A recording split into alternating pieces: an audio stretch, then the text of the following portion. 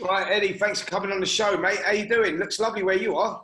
I'm doing all right, mate. I'm zoomed out. I'm podcasted out, Spenny, you know, and it's kind of like it's funny because, as you know, when you ask people to do podcasts and Zoom, by now coming up to the end of lockdown, everyone's like, "Oh," but you know, luckily you've got the relationships with people. Had the Golden Goose on recently, AJ. Even like, so I said to AJ, "Will you come on my Instagram live?" He's like, "Yeah," and I'm like, then I can't get hold of him or whatever. And then all of a sudden, you boys spring up, bang, AJ straight on the show. I've got like his PR guy going, "Do you know anything about this interview with Spencer Oliver? You know, I can't believe this." I said, I think it's a favour, mate. It's an old school favour. Absolutely, absolutely. Listen, he's a tough guy to pin down, but you know, he's like Eddie. But I text him like every week, "AJ, do you want to come on? Do you want to come on?" And then every now and he always says yeah. Always says yeah, but every now and then he comes good. Yeah, you've got to get him like 2 minutes before. Do you know what I mean? Yeah, that's Benny, how's the Barnet coming on? Oh, God, I'm glad you asked, mate, because look at that. Mate. Eddie, and I was watching your Instagram live there, mate, and I heard you were going to take a visit there soon. I'm 100% getting the Barnet done. Look at how it is. I know. I should have got it done before the lockdown.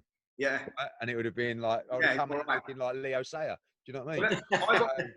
But I'm going to, end of the year, something like that. So, no, it looks where are you losing it, Eddie? Did it hurt? Where are you losing it? I know. Just up the sides. I've got to do the old crafty combing, mate. Do you know what I mean? Yeah. So, like, when the wind blows, I've got a little bit of a Donald Trump going on here. And, you know, I've been putting it off for years, but it's time. It didn't hurt at all, mate. But you get some mad looking like you've been in a 12-rounder. Your face gets all swollen up and all that. But British Hair Clinic, mate. It's just down the road from you. Brentwood, in Shenfield. Shout out. Well done. Done a good job. And done Conor Ben's beard as well. I mean, who gets a beard done? You know, this kid's got young 20s. And actually now, to be fair, he's got the full gear on. He has. Yeah. He has. Well, listen, it looks warm where you are, mate. Do you know anything about these?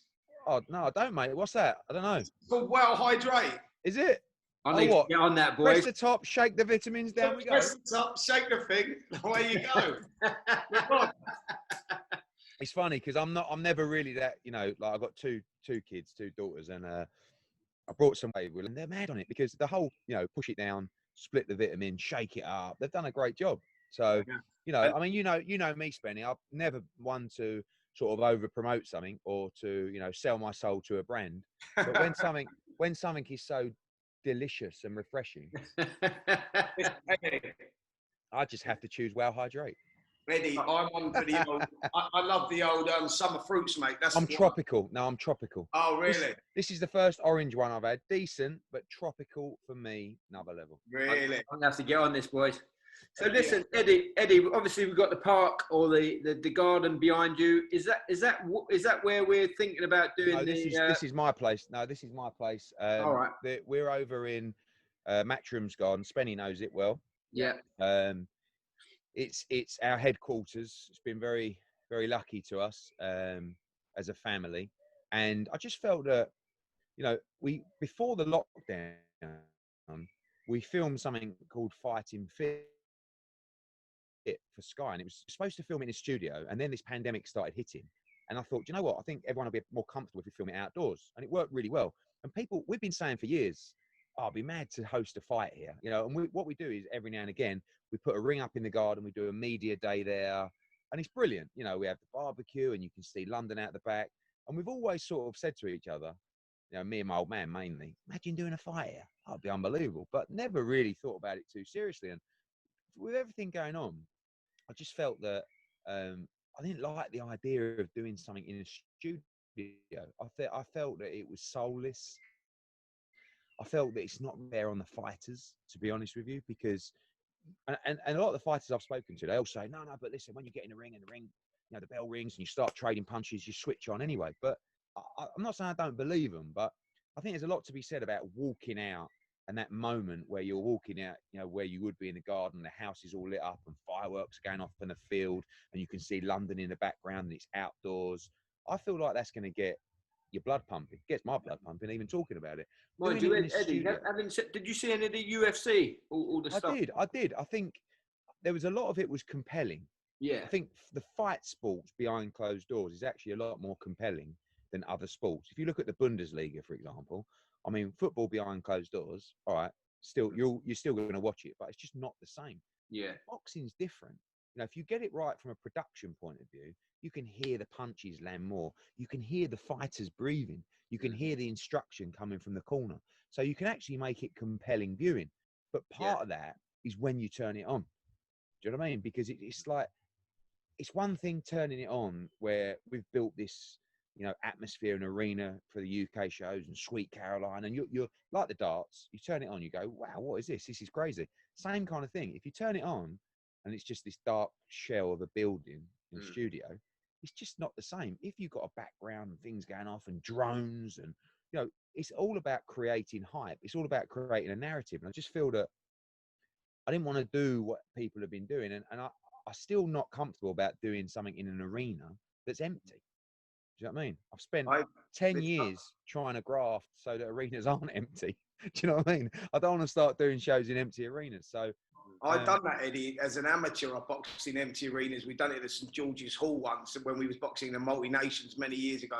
It was like a pre-tournament before the Commonwealth Games. And we boxed there and there was like, I don't know, 10 people in there or something on one of the first days because it was, you know, people just weren't turning up. And it ain't good, mate. It doesn't get your blood boiling. As a fighter, boxing in an empty arena is not nice. It's not a good feeling. But the idea that you've got and you've come up with this beautiful setting in the background, outdoors, fireworks, these and still all feel that, like that it works. will feel like a big moment. Do you know what I mean? To a fighter, you know. And you made a good point there about the amateurs. There's a lot of amateurs that I'm talking to coming out of the GB South. I go, listen, I used to box in Uzbekistan in front of 10 people. Not a problem for me. Do you know what I mean? And I understand that as well. But you know what's going to happen in this is a fighter's going to step up, and they're going to get beat, and they're going to blame it on the fact that, oh, I just couldn't get up for it behind closed doors. Do you know what I mean? So we want to kind of take that excuse away before it even starts. Some people have said, you know, a lot of fighters have said, I don't know about this. You know, I think I'd rather fight in front of a crowd. Well, of course you would. But we don't know when that's going to be. And you can't, you know, a lot of fighters, good example is Conor Benn, for example, right? He hasn't boxed since September, say, of last year or October. You know, we were talking about the other day, so I don't know, you know, because he hasn't had that amateur experience, you know, that others have had in big tournaments with no crowd. So he's like, I hope I can still perform behind closed doors and maybe I'll wait. It's like, wait till when? Do you know what I mean? Wait till February? I mean, we don't know, do we? And actually, I do think the news coming in the last few days and weeks, I actually think we will have a live crowd back towards October, November. It might be small to start with, but I actually look at it as an opportunity rather than a negative. You know, for everything that we've done so far, you know, from Froch Kessler bringing pay-per-view back to the O2 or Froch Butte to Froch Groves to AJ Klitschko at Wembley, this is like another moment that I think we'll remember. Bloody hell, do you remember when we had coronavirus and we had to do it in the garden? That was meant people think you can't do or it's unexpected to do. And I just think this is going to be another one of those chapters where we look back and say, that was mad when we done it in the garden. And listen, there'll be loads of problems. It's going to be a nightmare. Now, I said the other day, it's going to be like that Fire Festival on Netflix, but hopefully a little bit more successful. Do you know what I mean? So, and we're going to be documenting it. We've got a documentary crew following us around. They've already been filming phone calls, all sorts, because it's a story to tell, you know, and that's what we have to do with all fights. That's what we have to do with all shows. But the response has been amazing. You know, really good. People have really embraced it, and actually, but it's only about hype, guys. You know, like the Matchroom Fight Camp. We're going to be broadcasting there. Sky will be there on the Tuesday or Wednesday. Oh, we're here in Fight Camp, and so's just arrived at the hotel. He's just had his test. Join us in 24 hours for a result of that test. You know, it'll be like X Factor. And the results are in. He's negative. Go on, my son. Right, in you go. You know, so, but we have to just tell the story. And listen, there'll be people who probably fail the test, and it's going to be a nightmare logistically. Everything. I mean, what's the plan, Eddie? So, what was the plan that the fighters that you get on? You're planning on doing 4 shows. 4 shows over 4 consecutive weeks, 5 fights per show. Yeah. All the fighters now, do they go into the hotel prior to it? Yeah. So what will happen is you'll have a completely separate area within the hotel. No one will be allowed in but members who are going into Matchroom Boxing Fight Camp. And you'll go into a testing room individually, and you will say, They'll turn up, they'll get your test, and you will then be given your room key, and you'll go to your room, and you'll have 24 hours to get your results. So you will wait in your room till you have your results. If you are negative, you'll be able to obviously then go in with other negative people, but you won't go home. You won't go anywhere else other than within that hotel space or to Matchroom Fight Camp, which is the headquarters where you might be doing some media, might be doing the weigh-in, etc., etc. I think that the difference is with the football stuff, for example, you're getting tested, but then you're going home after training, and your missus has gone to shopping to get something, you know, or you might pop out somewhere at night to get a drink or something to a garage or whatever. So this is complete isolation. I will say that the first event is around 8 weeks away. I wouldn't be surprised, not that if we didn't have to test anyone, but I think everything's going to change. You know, it's going to take time, but it seems like, you know, what is it now? Schools go back June the 1st. Shops open on June the 15th. Yeah. Pubs might open in some way in July. And then I think, so for me, I'm almost saying, look, we were going to get less problems we're going to have and the less barriers we have to overcome is preferable for us because it's going to be a tough job. You know, we've got no gate, obviously, and the costs are out of this world. You've got to build the thing in the garden. You've got all the hotels putting people in from Monday. It's about 30 grand a show to test people. It's about 100 people in total. I mean, again, people said to me, are you sure about that? You want to do that? Why don't you just do it there? It's a lot easier. But, you know, we want to try and be different and do something different. And will they be all British fights, or are you planning on, because I've heard rumours of obviously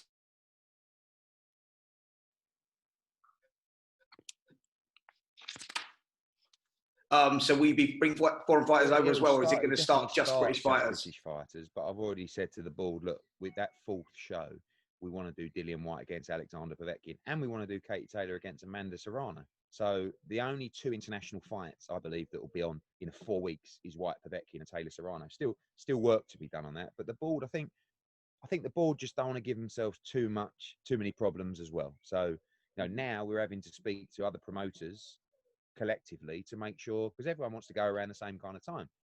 So let's try and make sure we only someone goes one Saturday or a Friday or a Saturday, so that the board, the medical, you know, doctors, etc., aren't stretched, because you know, although it's going to get better, we want to make sure we put less stress on people as possible. Sure.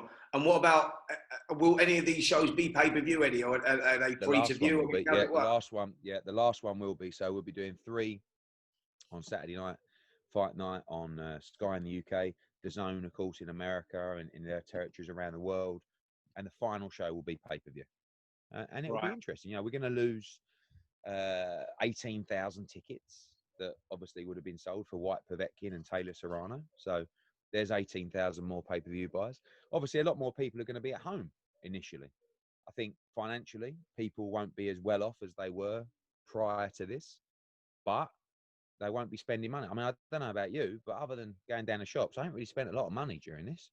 I mean, no meals, no beers, no, like, just nothing. So, you know, it's going to be a struggle for everyone. Every business is going to struggle badly off the back of this. And I actually think that people are underestimating that. You know, I think because of the weather, because of people that may be being furloughed, you know, and have that support from the government as well, I think that people are underestimating what is about to happen across so many different industries and across the economy. And we're going to have to work really hard to bounce back from this. Not just boxing, but everybody, because things are going to change. You know, it's going to be a lot harder for people. And I hope, and that's why, you know, I look at some people in the media, I say, you know, again, not always having to go at Piers Morgan, but it's like he tweeted today that massive rise in corona deaths today. Well, you knew that because it was coming after the bank holiday weekend, and today was always going to be the day where there was going to be an increase.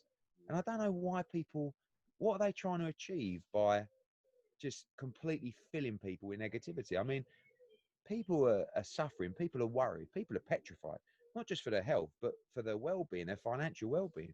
So I like to just sort of, I'm a half glass full kind of guy, you know, and things are getting better. You know, what is it? not one case in London, or very few cases in London now. The other day, we're down to I think it was 100. 4 yesterday. It was only 4 Yeah, so yesterday. I mean, we're on the verge, I think.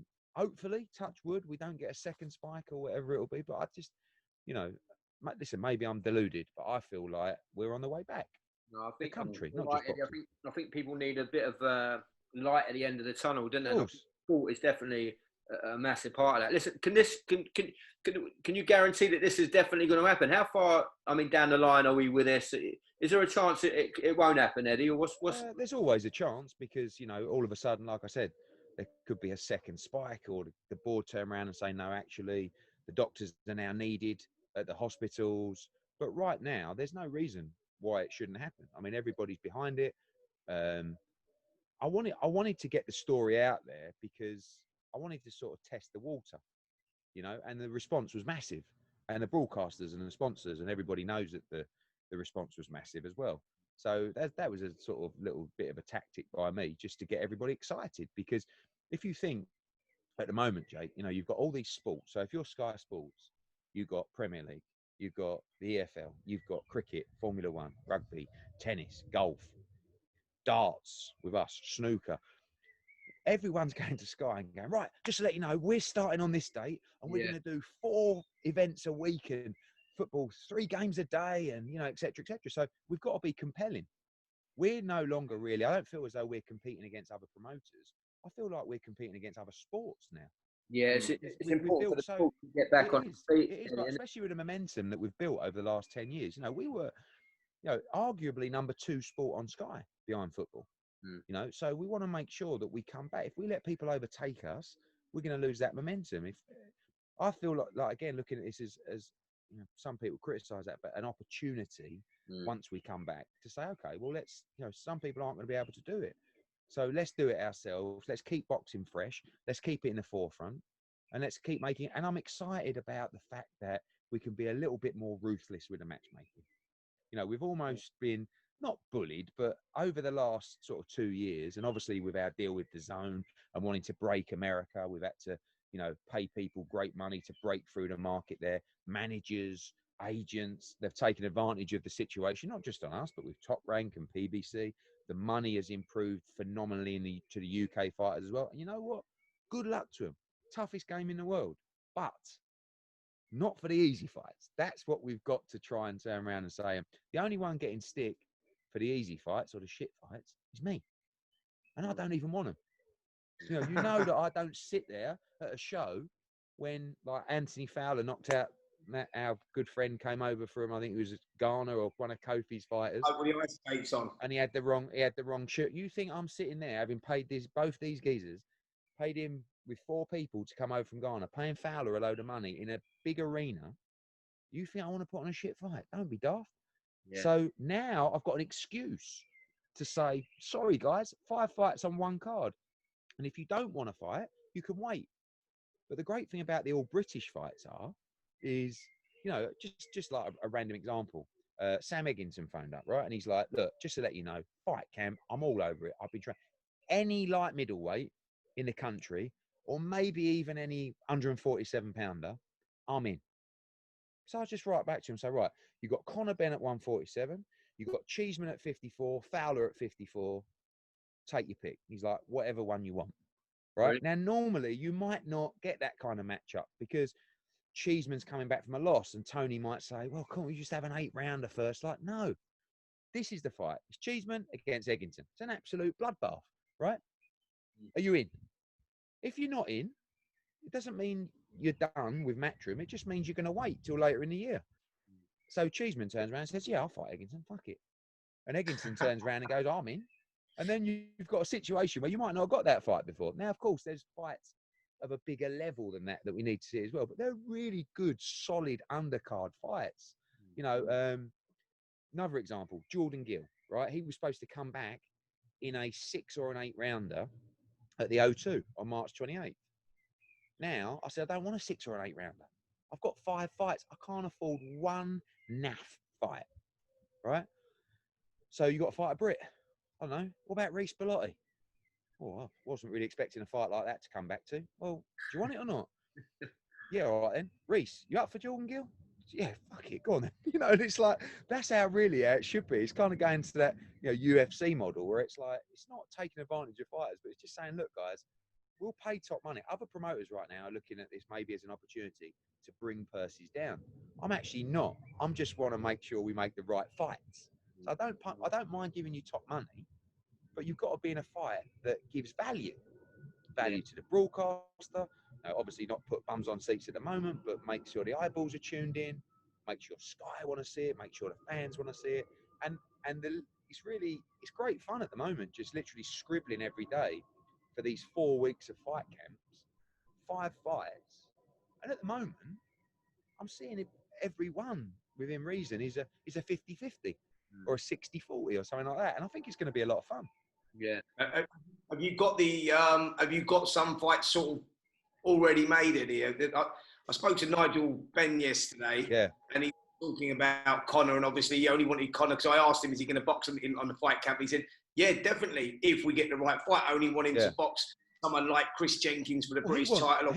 He wants to have a tougher fight than I would probably give him. Do you know what I mean? Like, Conor's saying and Nigel's saying, I'll fight, but I want to fight for the British title. I think Chris Jenkins is a very tough fight for Conor Benn at this stage in his career. Tony fancies it now. Conor's improving a lot behind closed doors, but still, listen, if you're up for that, I reached out to Andy Ayling yesterday and Frank Warren's office and said, listen, I don't know if you've got any plans for Chris Jenkins, but Conor Benn's saying he'll fight him. Do you want to do it? It's a great fight to be made. I mean, so I think, again, I admire Conor Benn's approach, which he's actually telling me I don't want a gimme. I want a real fight. I'll fight as long as I've got a real fight. That's music to my ears, because we've spent too long listening to managers and trainers, as you know, Spence. The fighters will fight anyway, right? But there's too many people protecting people in boxing, and we've been at fault as well by letting them take fights that we probably shouldn't make. But when you have time to reflect on it, and we sit at home and we're going through the business and we're thinking about things, the only one who's getting stick is me. The managers and the trainers aren't coming out and going, well, I did ask Eddie for an easy touch tonight. Do you know what I mean? They're saying, well, we'll fight anyone that's put in front of us. Well, bollocks, you will. Do you know what I mean? Because I'm the one trying to make those fights, and you actually. But now, and listen, we may lose fighters along the way. Now, a fighter might say, well, I'm not doing that. And I say, okay, well, if you don't want a real fight, I can't do anything for you. Have you had anyone back out, Eddie, or show, No, we had, last night on Twitter's, we made Luther Clay against Chris Congo. And Luther Clay said, look, I'll fight him, but when there's a crowd back. It's like, well, you agreed to fight him on March 28th. Now I'm giving you the opportunity to fight. Yeah, but so no, do you realise how big this will be? You might think this is smaller than doing it in an O2 on that night where we might have had 5,000. This is going to be massive because everyone's going to be tuned into this because of the intrigue, especially the first couple of weeks. The intrigue of the whole thing. Like, it's going to be like nothing you've ever seen before. And we're dying for some action. That's what I was going to say. Everyone's just desperate for boxing to come back. And when it does, I don't think the crowd will matter at all. I think the viewing figures will double what your normal fight night would get. I agree. And then when the crowds do come back, everyone will be so excited about having the opportunity to go out again and watch live sport that I think the energy and the atmosphere will be even better as well. So again, look, I'm, like I said, half glass full. So I'm thinking, we're going to end up even better than we were before. And I hope we will be. But I just feel that, with fighters, you've got to take the chances. You've got to take the opportunities, especially some people who have no choice but to do that. It gets a lot harder when you start talking about the bigger fights that were generating the huge gates. Usyk Chisora, good example. That's very difficult to do behind closed doors. AJ against Pulev, very difficult to do behind closed doors. And again, Would you wait for a crowd for those big fights, Eddie? I don't think we can, because I think Jake gets to a stage where when you talk about AJ, like, he hasn't boxed since December against Andy Ruiz. So, we wanted him to fight in June and December, always twice a year. So he's acknowledged the fact now that he's only going to fight once this year. Yeah. So it doesn't really matter if that's October or November. So we'll give it enough time to see if the crowds can come back. I think more likely, if we're going to do AJ in the UK, it's going to be a smaller venue, more of an exclusive feel to it. Might be 1,000, 2,000, wherever. Could be black tie, I don't know. But I really want him to fight here for the next one. We could take it abroad. We've had approaches from Croatia and the Middle East and all around, but he really wanted to take this fight here. So we'll see. But he has to fight this year, even if the only option was behind closed doors, because we want 2021 to be all about 2 fights with Tyson Fury. That's the only plan for 21. And in a perfect world, Eddie, would you want to see that fight next for AJ? Would you see AJ Fury next, or I mean, I know he's contracted to fight Pulev. Would you consider? Yeah, I don't think Wilder will step aside. To be honest, AJ would fight Fury next. He would have, that would then take place in November, December. He would have been out a year. Not really ideal, but he would 1,000,000% fight him next. But when you speak to Wilder, and I don't blame Wilder for not stepping aside, because when you look at the world we live in now and what we've just seen over the last couple of months, who knows what's going to happen? So he's probably thinking, do you know what? I ain't waiting. And we wouldn't also, when you start talking about step aside deals, it's so confusing, because Wilder says, all right, I'll step aside. But I'll tell you what, if AJ beats Fury, he's got to sign to fight me now, and he's got to give me 40%. Then he start turning around and going, hang on, you just got sparked by Tyson Fury, so you're just a voluntary challenger at the moment. We don't want to have obligations going into the Tyson Fury fight. We want a clean slate, 2 fights, Fury against Joshua, biggest fight in world boxing. If I only want to do it once, we'll do it once. But, generally it makes sense. 2 fights. Everyone knows the split, how it's going to work. Same as the Fury Wilder fight.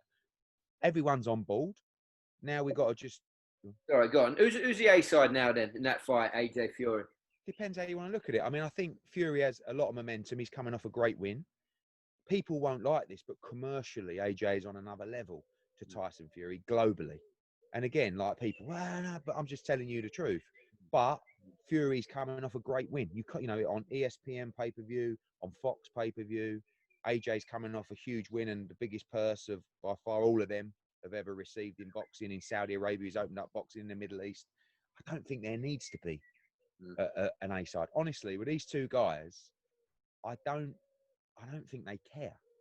I've been in so many negotiations over the years where people will not take the fight unless their name is first. Right? And where do you see that fight happening, Eddie? Do you see that happening abroad? I mean, ideally, obviously, the British fans would love it here, but financially, I know that, but that's the problem.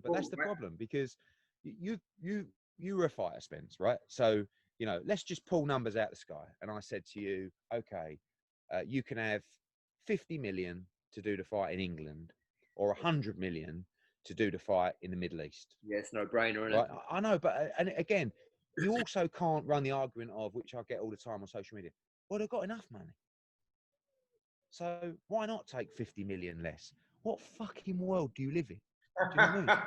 Jake, it's the same with you, mate. Right, is it right? They've got 2 new soaps here. We know the one you should be doing. It's EastEnders. You've done it for years and years and years. Oh, I need double the money to start. Listen, you'll probably tell me you fucking stay on EastEnders, but it comes a point where, and also this sport is very, very dangerous. And by the way, don't just give me the stick about that. Do you honestly think Tyson Fury would choose the half-price option? Do you know what I mean? He's looking at it going, like, and every fighter should do. It's not, but I would love to see one of the 2 fights in the UK. I really think that is important, honestly. And it's not just me saying that, but Fury seems to want to fight in America full time, But it's difficult, because any time I say I think it will happen in Middle East, oh mate, the responses I get, I'm like, you're a disgrace. I'm probably just a little bit too honest with people sometimes. Just say it, like, I don't know what any other way to tell you. No, we had Hearn on the podcast, and he said exactly the same as you. Yeah. Money talks. It will happen. Whoever's paying the most. I think basically in that anyway. I just hope that our country might be in a position. The problem is with Britain is all these other countries generally have a pot of money that is available to bring major events to their territory, to give them worldwide exposure and showcase them as a country.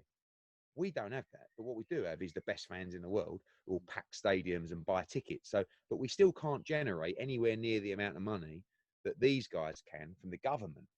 I'm hoping maybe that the government turn around and say, actually, with everything that's going on, we must make sure this fight's here.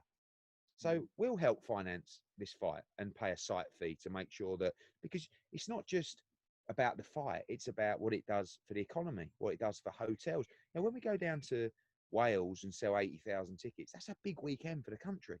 You know, the whole town's absolutely packed. Every hotel is fully booked. The restaurants are around, the pubs are around.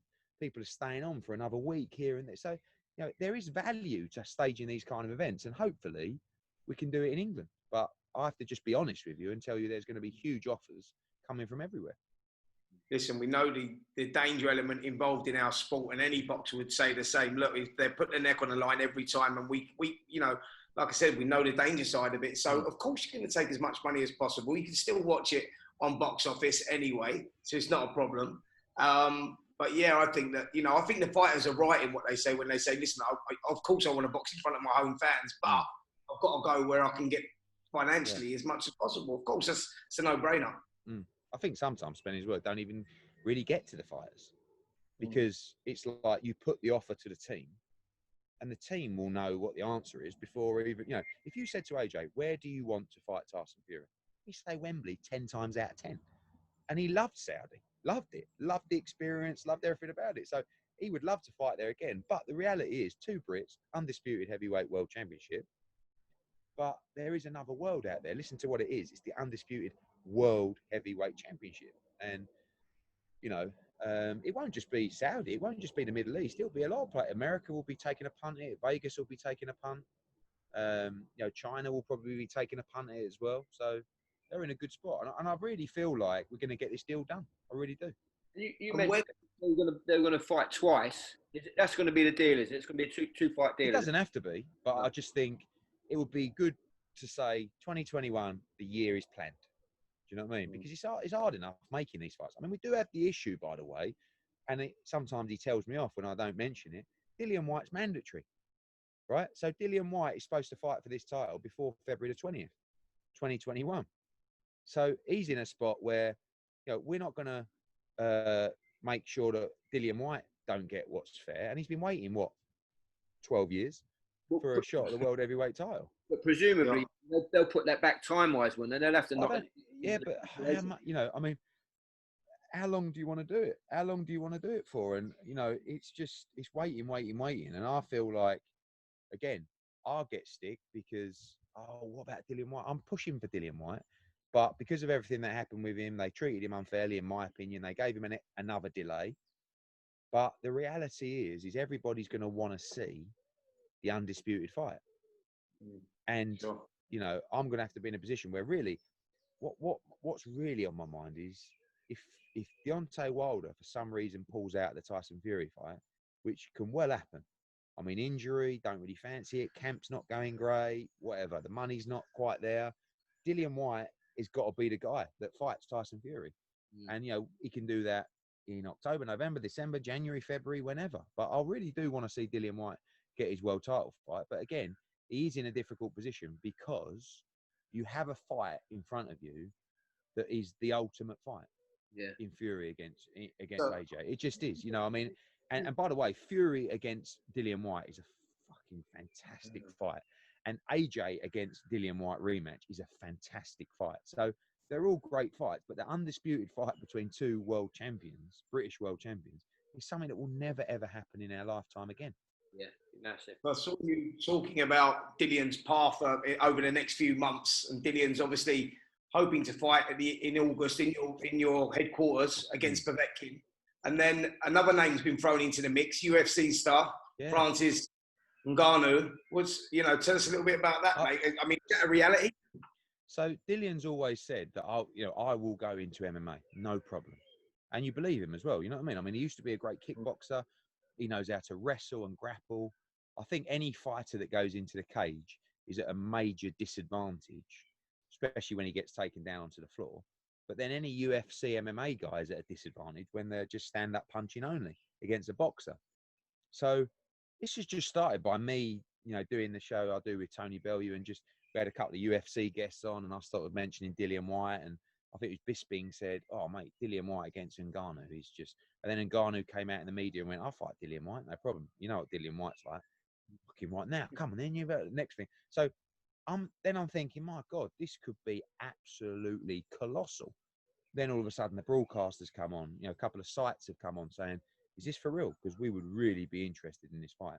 So the absolute aim for Dillian Whyte is to become world heavyweight champion.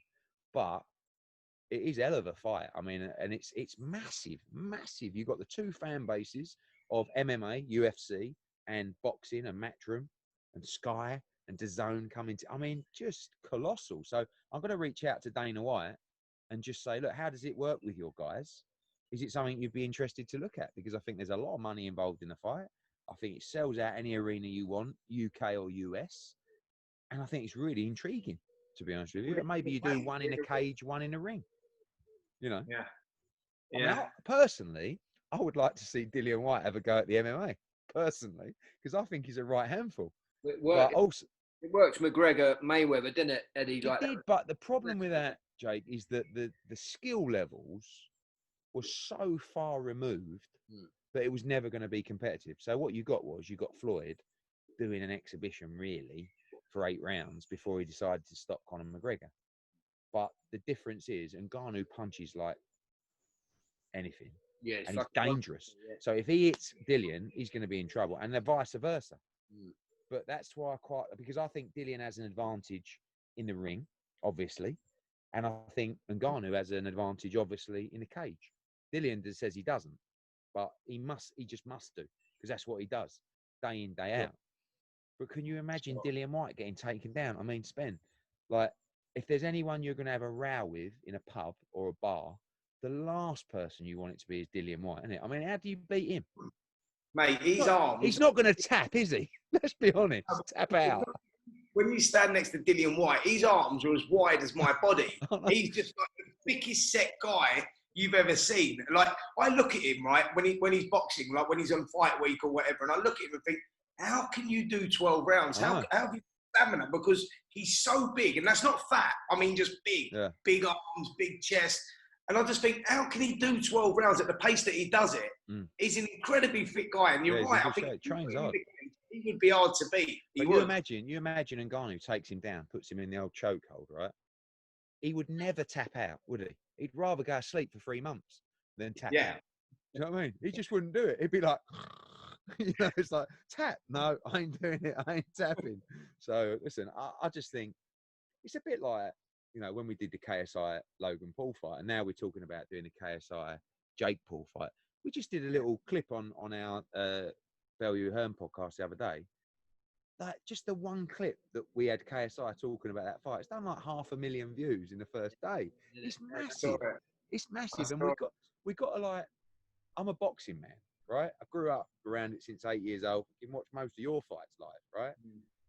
But you can't just be blind to the world that we live in, you know? And I know there's a fine line between integrity and money, but it's not even the money. It's like the boundaries. And sometimes we might do a show like, listen, KSI against Logan Paul. I've made a lot more money doing fights, but nothing's opened my eyes like that. Nothing's made me understand the mentality of that audience, right? Nothing's ever allowed me to bring that kind of freshness and energy to a show in America. You know, Justin Bieber sitting next to me.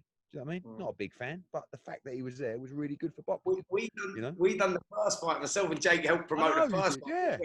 We done the first one, KSI versus Logan Paul, over in this country. And when we went there... Listen, I told you, you know, you telling me, I'm thinking, bloody hell, what's he up to? You know what I mean? Then I'm tuning in, I'm thinking, what? You know? You could not believe it. When we got there, I mean, there was... When you get 20,000 people in an arena, a boxing arena, they're singing and they're dancing, they're making a lot of noise. These kids were off the scale, like to the point of you needed earphones on. They were swinging from the rafters. They were just like, it was like Elvis was in the building. That's to describe it. It was like that. And me and Jake, it was the same thing. Our eyes were just open to it. It was just like the energy. The energy. Same. You know, it's the energy, and it's not. I say it's not boxing. It was a good fight. I enjoyed it. It's probably the best fight of the night. But it's not. You've just got to understand the difference. You know. And someone say, well, "Why do you want to do White against Ngannou?" I say, because it's massive. Because it gives me a chance to integrate the UFC, the MMA crowd into the boxing crowd and see where it goes. I don't know. There might be 2 a year. There might be 3 a year. You know, the worst thing that people say, and I hate people like this. When we did the KSI Logan Paul fight, I said, do you not understand? It brings a whole new audience to the sport. Yeah, but none of them are staying, are they? I mean, like, well, you know what I mean? Like, they just go, well, obviously, if you don't engage them, if you don't keep them, but you've got them. You've got them for one night. You know, they're following your social media. They're following your YouTube channel. You've got them. So you have to engage with them. You can't just take them for granted that all of a sudden you do a YouTube fight and now they're all going to convert into hardcore boxing fans. Of course not. You only become a hardcore boxing fan by becoming educated, by falling in love with the sport. So everyone's got to start somewhere. But for me, boxing's not hard to fall in love with. It's really, really easy. Now, it's like a beautiful woman that all you've got to do is just present the beautiful woman and you'll fall in love, you know? And that's the same with boxing. Just show people the beauty of it, you know, and it's the greatest sport in the world. So I think you saw the proof of it, Eddie, as well. And Spencer would certainly attest to it as well. Like the boxing gyms with all the kids going in for the couple of months after that fight. I mean, they were packed, weren't they, Spencer? It was really lining up to get involved, and that can only be good. That can only have a good knock-on effects and long-term effect for the sport, I think. Listen, Eddie, just a bit of breaking news. Adam Casserole has just tweeted about 10 minutes ago. Nevada State Athletic Commission unanimously approves boxing events held in Las Vegas by Top Rank in June. It will start up on June the 9th, and they aim to hold 2 or 3 events per week through until July. That's got to be good news, isn't it? It is great news. I think the biggest problem for fighters coming back, to be honest, Jake, is preparation time. Like, I don't think there's any fighters out there right now that I could get to fight in June. I mean, there are, you know, with a couple of exceptions, maybe not our fighters, but the main problem in this country is fighters getting back in the gyms and being able to spar. I spoke to Robert Smith this morning, and he said, look, we're saying at the moment, do not spar. You know, obviously, how much can we police that? But under our regulations at the moment, we're not allowing sparring. Everyone will need somewhere between 3 to 5 or 6 weeks of sparring. So really, for us, the plan is, I think sparring will resume in the middle of June, something like that, and then it will give people enough time to prepare for late July for a start. In America, we're going to start probably in late July as well. I'm not in any tearing rush because the longer you leave it, the easier it's going to be. And actually, what I really don't want to do is, I don't just want to put fights on for the sake of it. And this isn't a pop at Top Rank. I love Top Rank. You know, I think Aaron's great. But he's putting like Shakur Stevenson on against an unranked fighter over 10 rounds just to get him out. And I think that's going to be detrimental to the sport because we're scrapping for eyeballs. You know, next NBA will come back. Next NFL will come back. National Hockey League will resume. What chance do we have if we're putting on poor product? So I understand at Fight Camp, we're only going to have those first 3 weeks. They're not going to be Joshua Pulev, but they've got to be compelling 50-50 fights because otherwise everyone will be geared up for the comeback. Yes, boxing's back, boxing's back, boxing's back. Well, that's shit. We can't afford to have that. It's almost like we're starting from scratch again. There's a danger, though, Eddie, that the boxers might be a little bit off the mark. They haven't been sparring. They probably haven't been training up to the level they would have been anyway if they were up and running and fighting regularly. Do you think there's a danger if you throw them back into these sort of like exciting fights? And I love the idea, and I think you're right. I think it's a great opportunity to look at different fights that you might not have made before. But do you think there's a danger that they might be a bit rusty? Yeah, I think that's why we've got to give them enough time in their preparation. And there are fighters coming back to me now saying, could I go in the 3rd week? Do you know what I mean? Because actually thinking about it, I've got to be right for this. No fighter should take the fight if they don't fancy it or they don't think it's the right fight for their career. Do you know what I mean? Yeah. Every fighter's in a different position. Some fighter has, you know, can fill out a stadium. Some fighters have got so much TV backing, future pay-per-view star. Some fighter might have had 1 or 2 losses, needs to gamble to get back up the tree. Another guy might be thinking, I just want one last big fight and I'm done in the sport. You know, so everybody's at different kind of levels. Yeah. But I just feel that in this country, really, to give everybody the best opportunity to prepare, that start needs to come in July. Sure. Yeah. That's interesting. Listen, you're right to answer a couple of Twitter questions, Eddie. Yeah, of course, no problem. Finally, so Paul Gimenez has said, hi, Ed. Who do you think has got the biggest potential out of your young stars on the verge of stepping up to world level? Good question. I mean, when you look at the US side, there's a lot of good young fighters. I mean, you've got Amo Williams, who's been in controversy lately. You've got Mark Castro, who just signs a wonderful amateur. for me, although he is world champion, whether you think that's right or wrong, I feel like Devin Haney is a real future star of the sport. I think he's a fantastic fighter. In the UK, I mean, you've got so many great fighters coming through. I think Joe Cordina is massively underrated, to be honest with you. I think Josh Kelly is going to be in a great fight with David Avanesian. If he comes through that, he could be a real world beater. Conor Ben's coming up on the blind side. I think when you look across the board, you may have to look at Joshua Buatsi right now and say this could be the guy that emerges as the next pay-per-view talent. Spiteful as you like in the ring, great chin, so exciting. But so many other guys beyond that, you know, Anthony Fowler's coming back. Got Scott Fitzgerald, you know, obviously rematch with Fowler coming up. And even with the women, you know, I feel like Terry Harper is a real star of the future. You know, she's already the WBC world champion, but she's just emerging through the shadows. So much talent on both sides. But I think Buatsi, you know, is arguably the standout guy in the UK, and obviously, despite his position, Devin Haney in the States is a real, you know, future. I think a multi-weight world champion. Just quickly, can I ask you just quickly?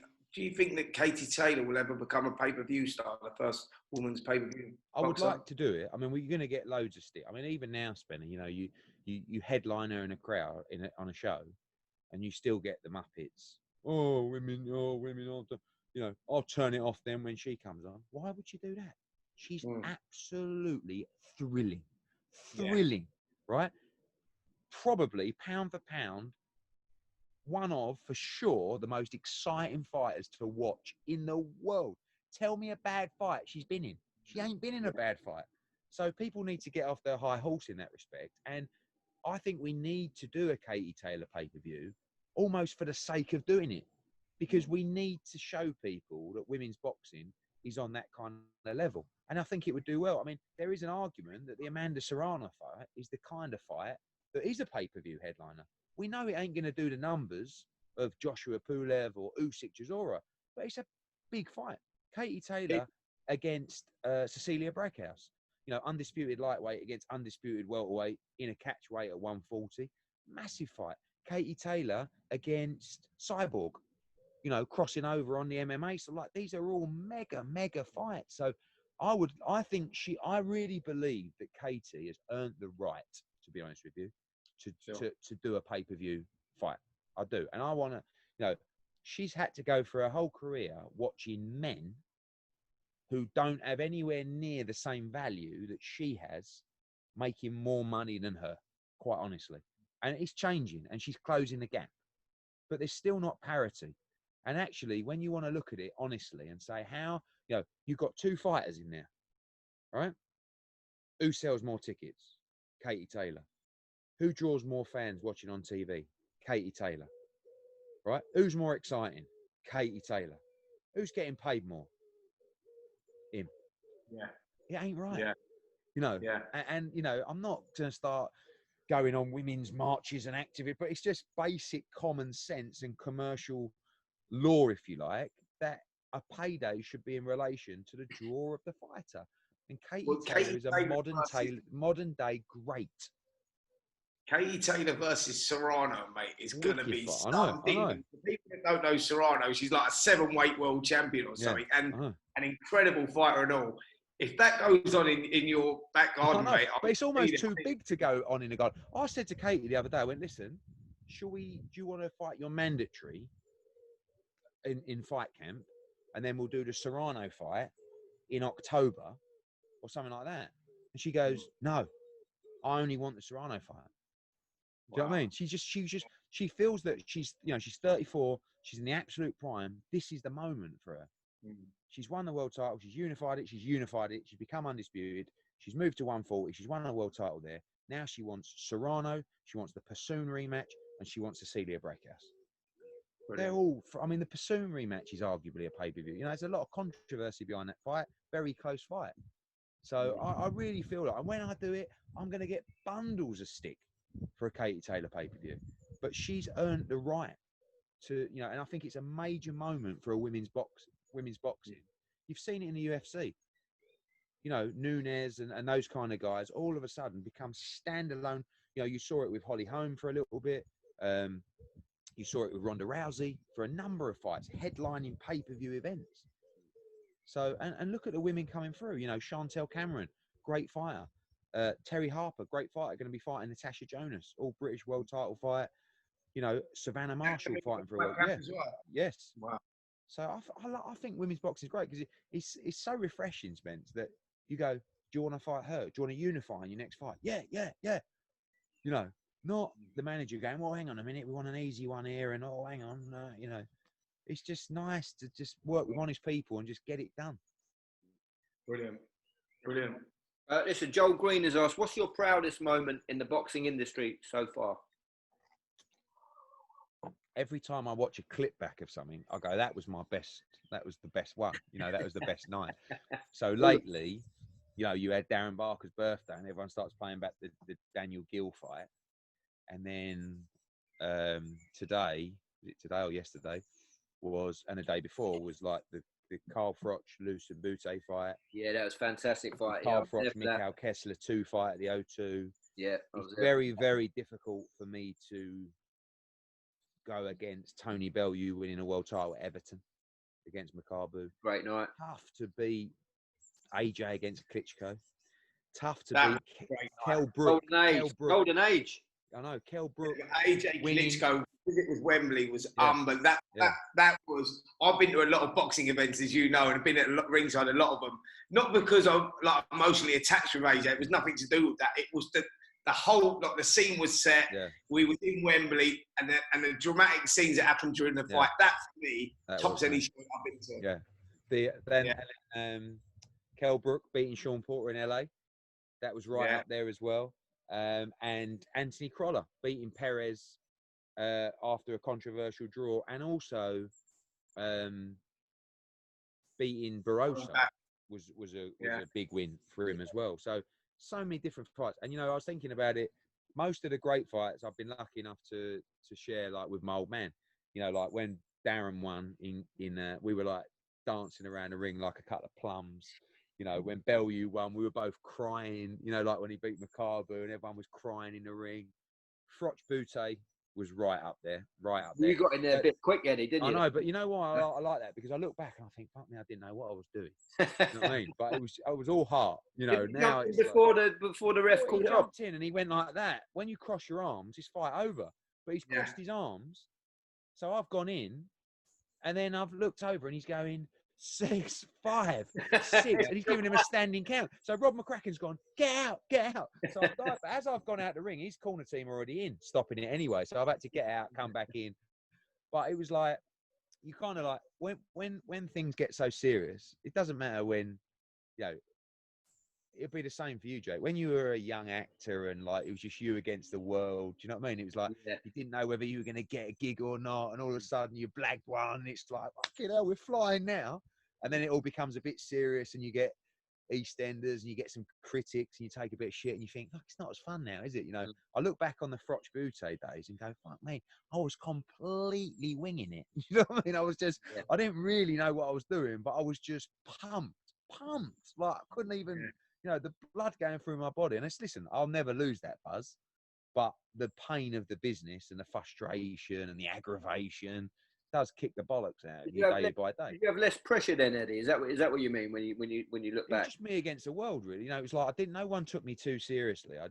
I had a plan in boxing and I had the passion for it. Yeah. And I was just going with it, you know. And with success comes a little bit more aggravation, a bit of pressure. You know, people trying to fuck you, like, you know, like back then, no one really cared about me. I was just this little prat, really. Oh, fucking hell, Eddie Anderson, what's he doing?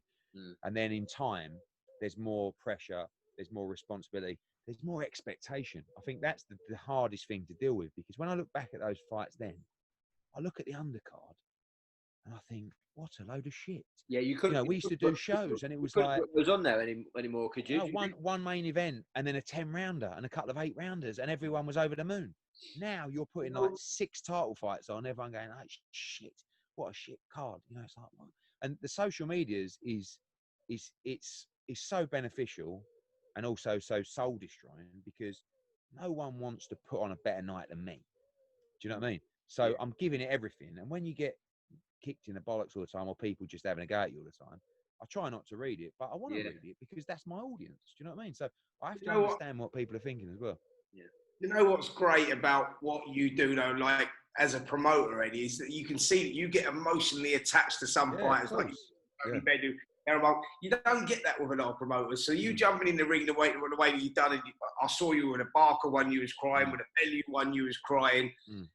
That's like that's nice from a fighter's point of view to have that from a promoter, because the promoters are normally just there and they're all about earning the money, and then that fighter goes and another fighter comes. But when you get emotionally attached to a fighter, as an ex-fighter looking at that, you go, do you know what, that means something? That's special because you care about the kid, and if you care about the kid, you know he's going to get looked after. But that's why I always say that you're better off with me being as close to me as you can be, because some fighters have managers and advisors and lawyers and stuff like that.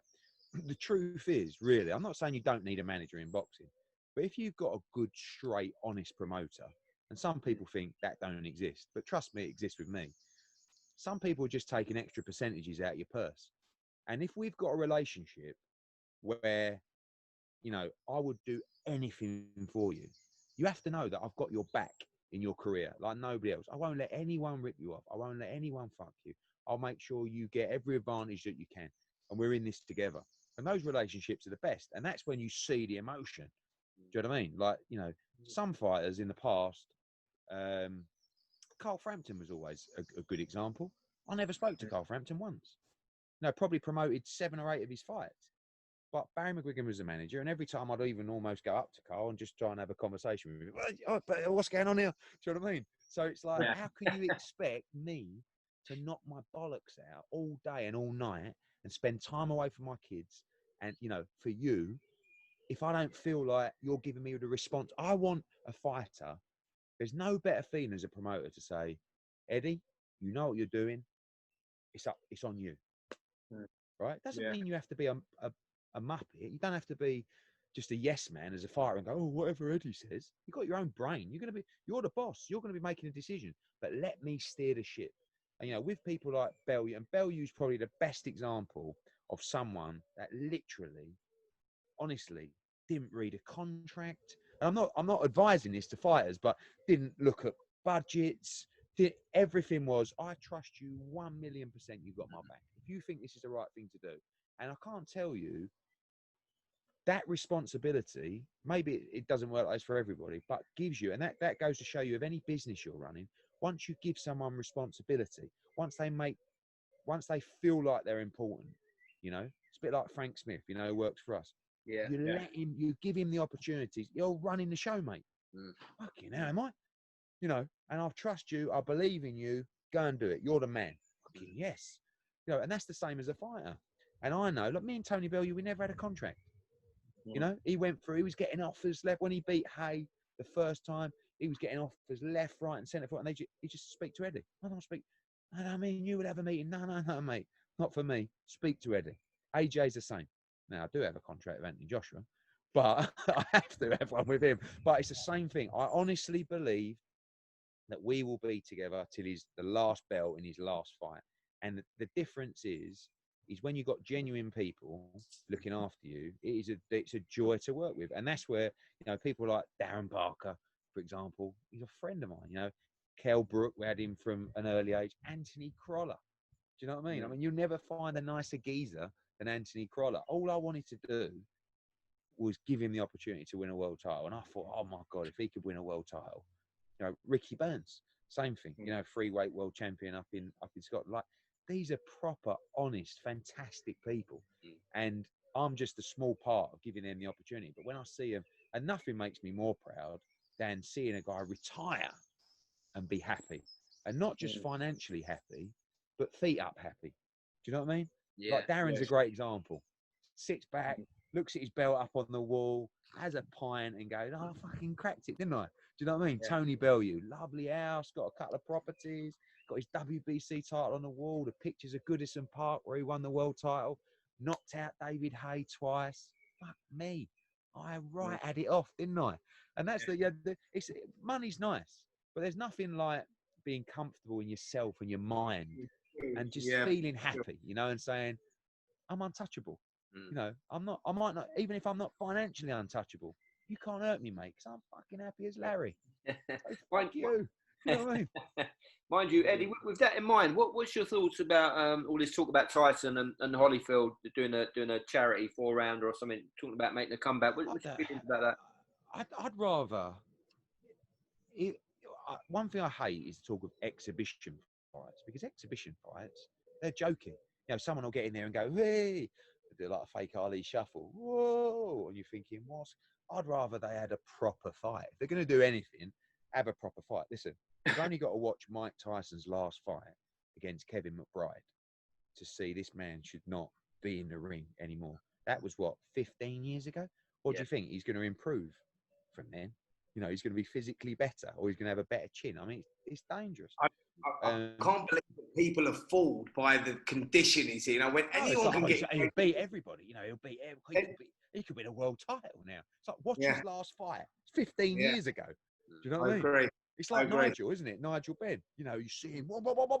It's like, whoa, see Nigel Benn on the pads. He's 55 or something. Do you know what I mean? So, but it's very difficult for these guys where someone like Mike Tyson, who didn't make the money actually that he should have made, and you know, people took advantage of him. But when someone comes in and says, we'll give you 10 million, 15 million to have an exhibition, he's going, you know, I mean, could do with a dough, and it's a lot of money, isn't it? You know, so you can't really knock him, but I just hope there's enough people around him to say, Mike, come on, you know. But I think it's good that he's keeping fit, you know. And actually, when you look at, I remember I said on a podcast the other day, I remember seeing Mike Tyson 15 years ago in a nightclub in Vegas, right? I thought, I don't think that geezer's going to last 2 years. Really? Bloody hell. He was in, you know, he was huge. You could tell he was drunk, whatever he was, but he was just like, he looked like he was about to fight the entire club. Do you know what I mean? I thought, mate, this is so sad. And actually, he's come back well. He's in great shape. So, yeah, the training aspect's great, but I wouldn't like to see him fight again, really. Yeah. Last one, Eddie, from Rob Bragg. He says, what's the future of DAZN and Sky with you being the exclusive promoter? What's the future of those two, you know? Well, I've seen so many. It's like EastEnders in itself. People talking about, you know, oh, DAZN, I've heard DAZN's in trouble and all this. It's like, well, you know, DAZN's business is a live sport company. It's a subscription business that relies on airing live sports events. I don't know if you've noticed, but in the last 4 months, there hasn't been any live sporting events. So it's going to be a rough ride for Sky. It's going to be a rough ride for DAZN. I feel like we had such amazing momentum with DAZN coming in the back of, I mean, if you look at last year, we did, they did Canelo against Kovalev, Golovkin against Derevyanchenko, Usyk, they did KSI against Logan Paul, they did Joshua against Ruiz, you know, they did all these fights, and the subscriber levels were fantastic, you know, and we were hitting big numbers. Obviously, the last few months, we've not been hitting numbers because we've had no sport, we've had no live sport. So DAZN will be coming back. There's meetings on Friday. They'll be coming back around July or August time. We remain there, you know, exclusive with them in America for Matchroom. We're exclusive with Sky in the UK. You know, talks and rumours about DAZN coming to the UK. Listen, right now, everybody, the only thing people are concerned about is get sport back. You know, that's the key for us. People talk about future deals. Who are you going to sign with? Who are you going to do this? Mate, at the moment, all I'm thinking about is bring boxing back. We'll worry about that stuff later. I might even walk away from boxing. Who knows? You know, this lockdown has sort of taught me one thing. It's been quite nice just going to the gym and popping into the office for an hour and having a beer and a barbecue. I haven't had any aggravation. You know what I mean? I can't see you walking away, mate. Don't. No, you're right. No, I wouldn't let anyone win, mate. That's the thing. So, no, but you know, you have to have passion for what you do. And there is other things that I do want to do. I'm talking about not traveling stuff in business. You know, and I want to keep testing myself. And that's why it's arrogant of me to say that. I feel like I'd almost completed boxing before the pandemic, because you never do. But this kind of feels like a new challenge that maybe I needed, because I was going event to event to event to event, and sometimes you're in this snowball going along down the hill, and you never get a chance to come out of the snowball and just look at what's happening around you. Yeah, so this has made me realise what we've got to do in boxing. We've got to change a lot in boxing. I feel like I've got the strategy now, but now, You know, it was like, oh, we're flying, we're selling this out, we've got this show. Now it's like, we've got no crowds. Do you know what I mean? How are we going to do it? Well, I'm going to find a way to do it, and I'm going to be the one that does it better than everybody else. That's my new challenge that I set for myself. And then just looking way ahead, Eddie, do you think boxing the other side of this pandemic, and as you say, you've had the time to take stock and look at everything, do you think the structure of what you do might change, or do you think the sport might change? I think it has to. I think we have to learn from the UFC, not blowing off Dana White. We just have to we have to be harder with the fighters. And again, if it means we lose a fighter that doesn't want to be in real fights, we lose a fighter that doesn't have to be in real fights. Do you know what I mean? We can't be worried about I've done it in the past, so I don't really want to upset that fighter because, you know, he's a good signing and we need him on the team. Yeah, that's true to a certain extent, but we also need real players, real fighters that say, no, I'm good. I'm not saying that, oh, you've got to fight you and he's a monster and you can't beat. That's not how it's going to be. It's just got to be competitive, you know? And if you're good enough, you're going to win those fights. Yeah, but really, I just feel like sitting back and looking at where we're going with boxing, I think it's time to have a real go now and a real run at it where we are a little bit more ruthless. And we do say, no, look, guys, this is the fight. Because we're about to hit a massive, massive depression, right, in this country. No question about it. So every pound that a customer spends, you've got to fight even harder for. Yeah. Don't matter if you're selling pay-per-view boxing. Don't matter if you're selling subscriptions to a podcast. Doesn't matter whether you're selling a loaf of bread in a bakery. You've got to deliver more value for money for your customers than ever. So we cannot afford to deliver shit to our customers. So now, more than ever, we have to say, no, that don't work for our fans. You know, especially when we're on a pay-per-view, especially when ticket prices come back in. So we've got to work even harder now. We're under more pressure than ever to deliver. And in moments like this, in depressions and, you know, economic hard times, it's very simple. As my dad always told me, you wake up an hour earlier and you go to bed an hour later. That's how you get through it. You just work harder. You know, you work harder, you be smarter. And now we've got to be in a position. I feel I've got my head around what I need to do. Executing it, we'll see how we get on. But it's only good news for fight fans, and good news for fight fans about the British fights as well. Yeah. You know, we talk about Cheeseman and Eggington, just as an example. Normally, as you know, Cheeseman might fight an Italian that we don't really know a great deal about. He might have a great record, but he comes over and he don't look the best when the bell goes, and he gets chinned and he goes over in a round. Sam Eggington ain't going over in a round, mate. Those two are going to punch each other pillar to post for 10 rounds. So it's great for British fighters because they're going to get the opportunity as well, but also understand a loss is never the end of the world. You know, Eggington's seen that. Cheeseman's seen that. They've both lost. They're both here to fight another day in big fights. One win, they're in the top 15 again in the world rankings. Don't be afraid to take chances. Brilliant. Brilliant. That's been a fascinating chat, Eddie. It really has been. Thank you so much for your time. No worries, guys. Yeah, great stuff, and look forward to this fight camp, mate. Yeah, won't be long. Fingers crossed, mate. Kicking off. We'll make sure you get tested with that swab right up the hooter early doors. Yeah, get up there, Eddie. All right, guys. All right. Take care. Take care. Thanks, Bye.